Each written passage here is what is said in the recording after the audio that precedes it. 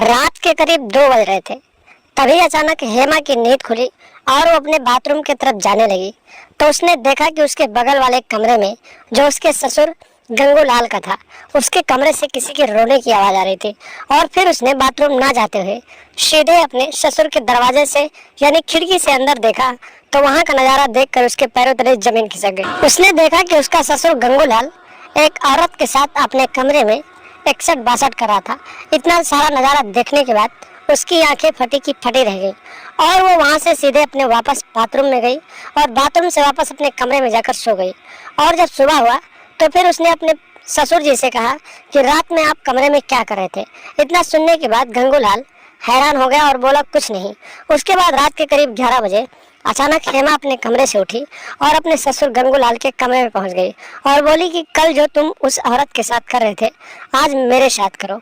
उसके बाद ससुर अपनी बहू के साथ जो किया आप खुद देख लीजिए। नमस्कार दोस्तों, स्वागत है आप सभी का हमारे एएसएन क्राइम अफेयर चैनल में। दोस्तों, एएसएन क्राइम अफेयर चैनल को आप सभी लोग सब्सक्राइब कीजिए, वीडियो को लाइक कीजिए और वीडियो को ढेर सारा अपने दोस्तों के पास शेयर भी कीजिए। दोस्तों, चढ़ती जवानी और हवस की ये कहानी माधवनगर से सामने आई है, जहाँ पर एक गंगूलाल नाम का एक व्यक्ति रहता था जिसकी उम्र लगभग 60 साल थी। उसका एक बेटा था जिसका नाम रोहित था। रोहित पैसे कमाने के लिए दुबई गया हुआ था। दुबई गए हुए उसे 1 साल हो गया था। उसकी एक बहू थी जिसका नाम हेमा था। हेमा अपने पति के बिना अपने घर पर अपने ससुर गंगूलाल के साथ रहती थी। रोज शाम को हेमा खाना बनाती और अपने ससुर गंगूलाल को देती और खुद खाती और दोनों सो जाते। एक दिन की बात होती है, रात के करीब 2 बज रहे होते हैं, कमरे में पूरा अंधेरा होता है। तभी अचानक हेमा की नींद खुलती है और फिर वो उठकर बाथरूम की तरफ जाने लगती है। और जब वो बाथरूम की तरफ जा रही होती तभी अचानक उसके बगल वाले कमरे से किसी के रोने की आवाज आती है। वो जो कमरा था उसके ससुर गंगूलाल का था। और फिर वो बाथरूम ना जाते हुए सीधे अपने ससुर के कमरे की तरफ जाने लगती है और खिड़की के रास्ते से जाकर देखती है तो सोचते है कि शायद ससुर जी का तबीयत खराब हो गई। लेकिन हेमा जब खिड़की के रास्ते से अंदर देखती है तो अंदर का नजारा देखने के बाद उसके पैरों तले जमीन खिसक जाती है। उसकी आंखें फटी की फटी रहती है। वो देखती है कि उसका 65 वर्षीय ससुर गंगूलाल एक जवान औरत के साथ 61-62 कर रहा था। और इतना सारा देखने के बाद फिर वो बाथरूम जाते हैं और फिर बाथरूम से वापस आते हैं और अपने कमरे में जाकर सो जाते हैं। और रात इसी तरीके से बीतती है। पूरी रात हेमा अपने ससुर गंगूलाल के बारे में सोचती रहती है। जब सुबह होता है तो फिर हेमा उठती है, अपना काम धाम करती है और फिर खाना बनाती है और अपने ससुर गंगूलाल को देती है। गंगूलाल खाना खाता है और अपने काम के लिए चला जाता है। शाम का समय होता है लेकिन फिर भी पूरे दिन हेमा अपने ससुर के बारे में सोचते रहते हैं और अपने पति को फोन करती है और वीडियो कॉल पे बात करती है और बहुत सारा रिक्वेस्ट करती है कि आप घर चले आइए। लेकिन उसका पति कहता है कि अभी बहुत समय लगेगा, तुम किसी तरीके से अपने घर पे रहो और बाबूजी का ख्याल रखना। और उसके बाद में इतना सारा बात करने के बाद फोन डिस्कनेक्ट कर देता है। जब फोन डिस्कनेक्ट होता है तो हेमा अपने कमरे में लेट जाती है और अपने मोबाइल में 61-62 वाला वीडियो देखने लगती है। उसके बाद समय हो जाता है, शाम होती है। हेमा फिर से खाना बनाती है और खाना अपने ससुर गंगूलाल को देती है और खुद खाने के बाद सो जाती है।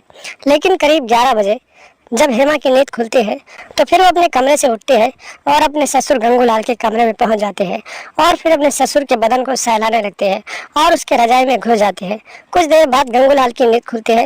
वो देखता है कि उसकी बहू उसकी रजाई में घुसी हुई है तो पूछता है कि बहू तुम क्या कर रही हो। तो हेमा कहती है कि कल आप जिस औरत के साथ कुछ कर रहे थे आज वही काम आप मेरे साथ करो, मेरा भी आपके साथ प्यार करने का मन कर रहा है। गंगूलाल समझ जाता है कि कल मेरी बहू ने मुझे उस औरत के साथ देख लिया था। तो फिर गंगूलाल अपने बहू की बात मान जाता है और फिर जोरदार तरीके से अपनी बहू के साथ प्यार करने लगता है।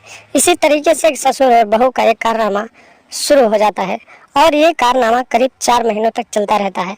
4 महीनों के बाद लोगों को जानकारी होने लगती है। जब लोग तरह तरह की बातें करने लगते हैं तो गंगूलाल अपनी बहू से कहता है कि अब ये सब काम बंद करना पड़ेगा।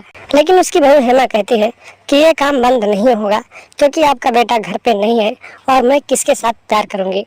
उसके बाद लगातार वो अपने ससुर के ऊपर दबाव बनाते हैं और लगातार गंगूलाल उसके दबाव में उसके साथ प्यार करता है। लेकिन एक दिन गंगूलाल अपनी बहू से कहता है कि अब आज के बाद प्यार नहीं करूंगा। और उसके बाद हेमा जो होती है गुस्से से लाल होती है और फिर आधी रात को ही अपने ससुर गंगूलाल का हत्या कर देती है और फिर जाकर सो जाते हैं। सुबह होता है तो आसपास के लोगों को जब पता चलता है तो आसपास के लोग पुलिस को सूचना दे देते हैं और पुलिस को सूचना देने के बाद पुलिस मौके पर पहुंचती है तो देखती है कि गंगूलाल की लाश उसके कमरे में है, लेकिन उसकी बहू हेमा गायब है। उसके बाद लाश को पोस्टमार्टम के लिए भेज देते हैं और फिर पुलिस वाले आगे की छानबीन करने लगते हैं। करीब 10 दिनों तक पुलिस वाले हेमा की छानबीन करते हैं, लेकिन हेमा का कहीं अता पता नहीं होता है।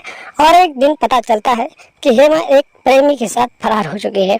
उसके बाद पुलिस वाले उसको हिरासत में लेते हैं और फिर दोनों को आगे की कार्रवाई के लिए जेल में डाल देते हैं। तो दोस्तों, सावधान रहें, सतर्क रहें, अपना और अपनों का ख्याल रखें और इसी तरीके से चैनल पर बने रहें और लगातार इन वीडियो को देखते रहें। इन वीडियो से आप लोगों को जरूर कुछ सीखने का मौका मिलेगा। तो दोस्तों, सावधान रहें और चैनल पर नए हैं तो चैनल को सब्सक्राइब कर लें और हमेशा देखते रहें एएसएन क्राइम अफेयर।